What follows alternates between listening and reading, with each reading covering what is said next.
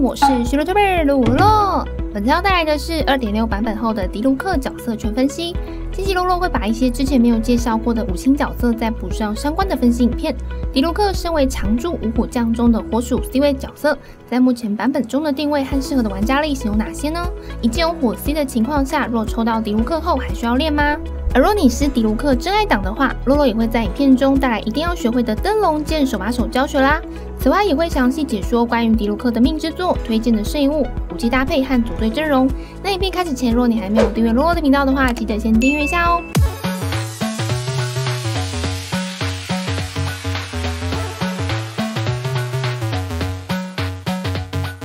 迪卢克是5星火元素大剑角色，等级突破后提升的是暴击率，在队伍中的定位为战场主 C。迪卢克在原神刚推出的时候，可以说是人气强势角之一，和我们的阿晴可以说是不相上下。露露还记得当时刚开始公测的时候，柯景和迪卢克的首抽账号一个都可以来到1到2000台币左右。因为火元素在当时刚开服的元素反应环境中，可以说是人上人的地位。有火元素且又是 C 位角色来开荒的话，可以说是非常轻松。而虽然迪卢克作为当时第一个5星火元素 C 位角色非常强势，但随着后面的火元素 C 位角色的新增，以及更为强势的兵系主 C 登场后，迪卢克的适用情况渐渐的变成只适合平民玩家开荒，以及打一般副本和周 BOSS。对于不是专攻升级螺旋的玩家来说，迪卢克还是相当万用的。而迪卢克之所以在后续版本中比较少看到出现在升级螺旋的原因，也是在于迪卢克的3招天赋都是属于较为平均的伤害，它不像胡桃有瞬间高爆发的伤害。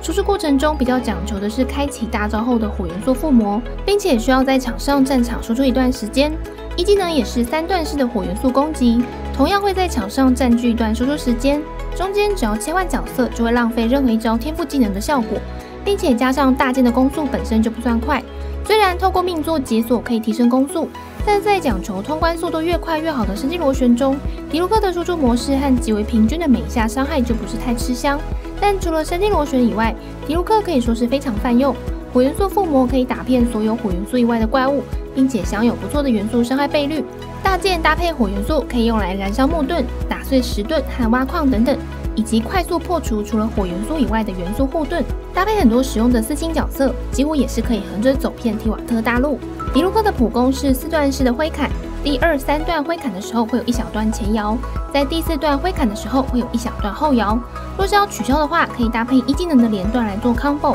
如果解锁满命效果的话，则是会在开启1技能后的普通攻击不会受到重置连击段数的影响，后面会再补充一般在使用迪卢克时的常见收收手法。1技能的逆焰之刃是3段式的火元素伤害，这3段式可以透过按下3次技能来触发3段。如同前面所说，这3段元素战绩是可以适当放入平 A 来做输出，就是 1A1A1A 的手法。搭配行秋的羽连剑可以做到很不错的蒸发元素反应覆盖率。Q 大招释放后，迪卢克会释放一只巨大的烈焰不死鸟，不死鸟会向前飞行，并且对沿途上的敌人造成伤害，同时也具备击退效果。而在不死鸟的终点爆裂镜头还会造成大量的火元素范围伤害。在释放 Q 大招后的迪卢克也会持有8秒的火元素附魔效果，在这段期间的所有普攻都将会是火元素伤害，冷却时间12秒。时代的眼泪，在开荒时看到别人有迪卢克和释放这招元素爆发的时候，真的可以说是超帅的。解锁被动天赋1将可以使迪卢克的重击体力消耗降低 50%， 最大持续时间增加3秒。这招被动天赋解锁后的使用时机，通常都会是用在迪卢克大招开之后的火附魔状态时间中，可以透过长按重击的方式，让迪卢克持续挥出火元素的重击伤害。解锁被动天赋2可以让 Q 大招黎明的火附魔时间延长4秒，加上原本的8秒，总共为12秒。因此，只要在冷却时间12秒内让大招可以能量回满的话，迪卢克几乎就等于是可以处在全程火元素附魔的状态下，并且还可以获得20%的火元素伤害加成。被动天赋3主要是可以在锻造双手剑类武器时可以归还15%的矿石。最后总结一下天赋升级优先顺序，虽然3招天赋对于迪卢克来说都很重要，但考虑到迪卢克目前都是以萌新开荒在使用为主，在新手前期使用迪卢克主要会是以物理伤害为主，因此可以先主升普攻和 Q 大招，再将3招平均升到6之后，再提升普攻和大招到9，最后拉起1技能的顺序参考。迪卢克的等级和天赋突破素材也都十分容易取得，等级突破素材为奔狼岭和低语森林随处可捡的小灯草，以及讨伐除了火元素以外的角色都能轻松讨伐的爆元素取得常燃火种。就算新手觉得很吃力，也是随便找个大腿进来连击，一下就能把爆元素给秒了。此外就是讨伐愚人众会掉落的徽记，而天赋突破素材则是周2、5日的抗争副本，以及讨伐风魔龙特瓦林会掉落的东风之灵和愚人众的徽记。这边再带来常见的迪卢克输出手法教学。玩迪卢克输出时的重点，主要就是在于解锁被动天赋2之后带来全程 Q 大招火附魔常驻，因此起手为 Q 大招后 EA， 中间再切换其他角色做完反应和等待元素充能完毕后，就可以再做下一波的战场输出循环。再来是进阶版的迪卢克输出教学，就不能不提到经典的灯笼剑喽。只要是在原神中身高比较高的角色，像是迪卢克、优拉、一斗这种身高较高的近战角色，都可以透过快速按下冲刺加跳跃加攻击的连续按键来触发下落攻击。而迪卢克又是在下落攻击中有着极为出色的伤害倍率，伤害甚至可以来到2倍左右的提升，加上大剑角色的手感也比较容易抓到感觉。虽然灯笼剑目前的伤害在你角色卡池够深的情况下来说，可能只剩下帅气这个优点了，但如果对于灯笼剑有兴趣的话，还是可以先找简单的元素方碑来练习。若是要先找个静态物体练习的话，建议可以到奔狼岭的武器素材副本塞西利亚苗圃，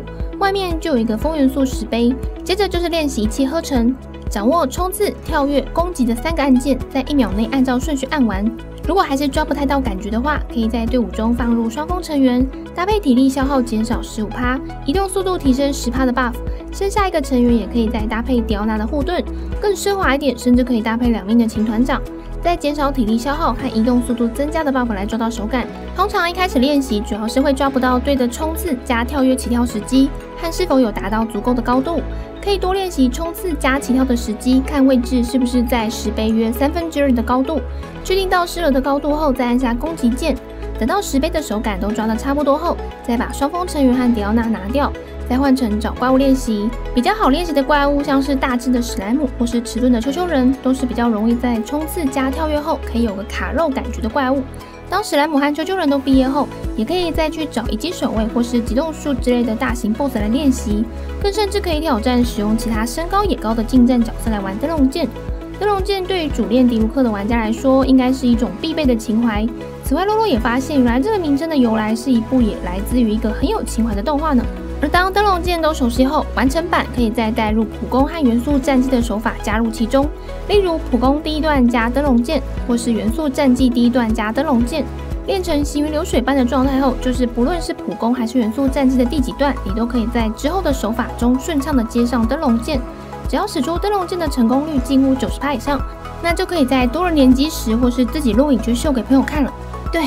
目前应该只剩下这样耍帅的作用。如果真的觉得手残难用，正常输出方式在大世界也很够用的哦。黎明的迪卢克就具备十分全面的功能，且非常适合新手用来开荒。原神刚开服的平民战神当之无愧啊！如同前面提到的角色特性，迪卢克的缺点主要就是神经螺旋没有办法竞速，同时在命座上的提升效果其实不明显。一个雷神的2命可能都会明显感受到大幅的不同。0命的灵华到满命的灵华你会十分有感，但满命的迪卢克和0命的迪卢克其实在输出的体验上虽然还是有所提升，但提升的经验度上却没有到非常多。但若是没有什么在氪金的萌新，以迪卢克作为首抽开局角色的话，可以说是抽到平民战神，0命就十分好用咯。1命的迪卢克解锁的效果是对于生命值高于 50% 以上的敌人造成的伤害可以提高 15%， 提升些微输出伤害量的命座。2命的迪卢克是在受到伤害时会提升攻击力 10%， 以及最多可以叠加到3层满层 15% 攻速的 buff， 持续10秒，也是提升输出体验的命座，也优化了大剑角色最不喜欢的笨重手感。3命和5命的迪卢克分别提升的是E和 Q 大招的天赋等级上限。4命的迪卢克是在引导你要更有节奏性的去释放一技能，4命后只要释放一技能，在第一下一技能的2秒后再释放第2次一技能，所造成的伤害可以提升 40%， 持续2秒。而前面说到一般低命的迪卢克常见的输出手法是 QA-EA-EA-EA， 若是想要吃到提升 40% 伤害效果的话，输出手法就会变成 QA-EAAEAAEAA 的方式。6命的迪卢克是在释放 Q 大招后，可以在接下来的6秒内提升普攻速度 30%， 以及造成的伤害提升 30%， 并且不会再重置普攻连击的段数。因此满命后的迪卢克在输出手法上也可以优化为 QEAAAEAAEAA 的方式。迪迪卢克的输出伤害都是3招天赋各有平均的伤害，而从零命提升到满命也是平均的提升整体的输出手感和整体平均伤害。因此，虽然每个命座都是让迪卢克变得更强，但总体的提升并不会算太明显。加上在目前版本许多强势瞬间爆发和做坏的兵系主 C 存在来说，拥有满命的迪卢克可能也可以说是有故事的人了。因此，迪卢克在适合给新手作为开荒角的情况下来说，零命就是最推荐的命座咯。在原神当前的版本中，已经推出了许多大件武器，但在最一开始最适合迪卢克用的专武，就是看起来帅又强的狼的末路，至今也还是最为推荐给迪卢克使用的专武。缺点就是被动不好触发，虽然攻击力可以直接提升的情况下，但经验不高的狼末提升的攻击力趴数并不多，同时还要攻击生命值低于30%以下的敌人时，才可以触发额外的增加攻击力趴数。不过此外还可以选择的武器还有加高额爆伤的赤脚石溃杵，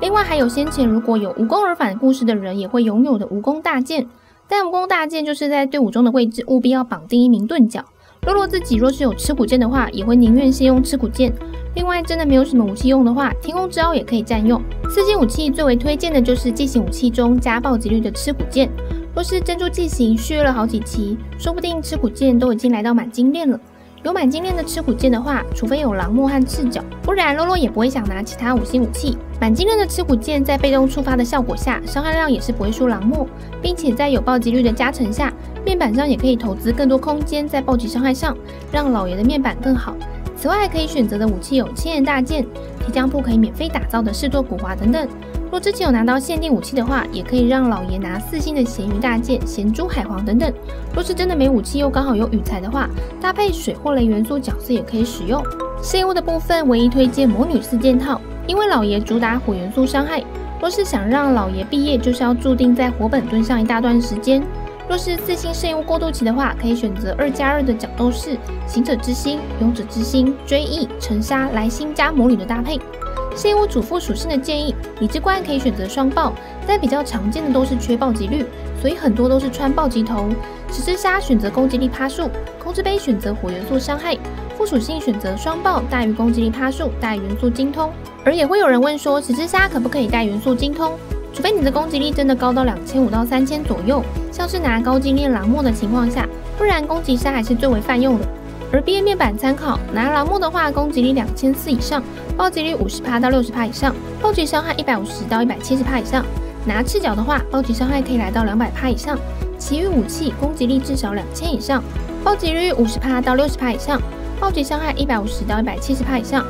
再来分享关于迪卢克的队员搭配，虽然队员的要求并不算难，但阵容上也算蛮固定的。主要的思路就是务必要搭配一名能够打蒸发反应的水元素工具人，行丘最佳。若没有的话，也可以用芭芭拉。再来就是搭配能够凑双火公民的火元素角色，班尼特最好，甚至给他点到满命也是老爷狂喜。最后一个位置就可以看情况放，像是可以提供风元素减抗和加精通的砂糖或万叶，或是提供护盾加全元素减抗的钟离，或是想要灵活放自己喜欢的副 C 或破盾角等等都可以。但最好的绑定角色就是行丘和班尼特。这边比较推荐的平民蒸发队阵容就是迪卢克加行丘加砂糖或万叶加班尼特。建议的输出手法会是班尼特起手先一下让敌人上火元素，再切砂糖出来一下做火元素减抗，或是扔个 Q 大招，再切行丘出来 Q11，再切班尼特出来开大招，再让迪卢克出来开大招加一技能和普攻的连段 combo 战场输出。这样的阵容在时间压力较小的11层之前，应该都是可以轻松满星过关的队伍。若是要玩迪卢克融化队变成熔炉队的话，队员组成为迪卢克加凯亚加万叶加班尼特，但这一组阵容会比较吃手法以及走位，重点在于必须要确保万叶开大后所染色的元素要是冰元素，在染色的过程中尽量不要被怪物攻击，免被破坏染色。因此开技能的顺序会是凯亚一技能让敌人上冰元素，万叶出来一技能扩散减抗以及开 Q 大招染色，接班尼特出来 Q1， 万叶出来1扩散减抗，凯亚出来开 Q， 迪卢克出来 Q1 AAA 的输出循环。总结目前洛洛对于迪卢克的评价，首先再次强调，原神不是 PVP 游戏，每个角色都有不同的定位和作用，严格说起来并没有什么退环境的说法，真正有在变环境的一直以来都只有生机螺旋，所以如果你本身就不是追求生机螺旋满星的玩家，真的不需要很多角色就很够你玩好玩满原神里面的游戏内容。而虽然目前角色越出越多的情况下，或许当初帅气的暗夜英雄在你我的心中挥之不去的身影已经逐渐变淡，但迪卢克之于需要开荒的新手来说，确实还是非常万用的一名角色。和星海一样灵命，就可以让你在大世界够安心哟。也不会有抽到当期卡池强力主 C， 但还要熬一大段前期刮痧的阵痛期。但如果你是属于偏游戏后期才抽到迪卢克这名角色，在你的角色池已经够充足的情况下，像是已经有胡桃、灵华、甘雨一些后面版本推出的5星 C 位角色等等，又或是你本身就有足够的经济能力，可以投资在喜欢的卡池抽角色到高命座的话，像有些新手刚入坑就有能力抽满命灵华这种的，其实也不太需要特别花资源在拉抬老爷。除非你是几乎无氪在玩这款游戏，也缺乏5星 C 位角色，那抽到老爷确实中了一个大奖。加上狼的末路在常驻池也是有机会可以抽到的5星武器，培养成本其实也不算高。没有5星武器也可以去铁匠铺免费做试做苦华，相关突破材料也容易取得。对于游戏时长短的无氪和约卡党玩家来说是很值得投资的角色。以上就是关于 2.6 迪卢克的角色全分析，希望能提供给抽到迪卢克的肉肉们一些培养方向。全角色的部分5星只剩下请团长了，也会陆续补上。若是还有想了解的主题或是任何问题，可以在底下留言，洛洛都会一一回复。觉得影片内容实用，也欢迎分享给更多人知道。若是想支持洛洛的频道内容，也可以点击加入按钮来进入流氓会员，或是点击超级感谢赞助洛洛一杯鲜奶茶。最后喜欢这支影片，可以点击喜欢给洛洛一个鼓励。目前每周日晚上也会固定直播有原神，每周1到晚上9点半更新影片。我是学乐特贝尔鲁洛洛，我们下次见喽。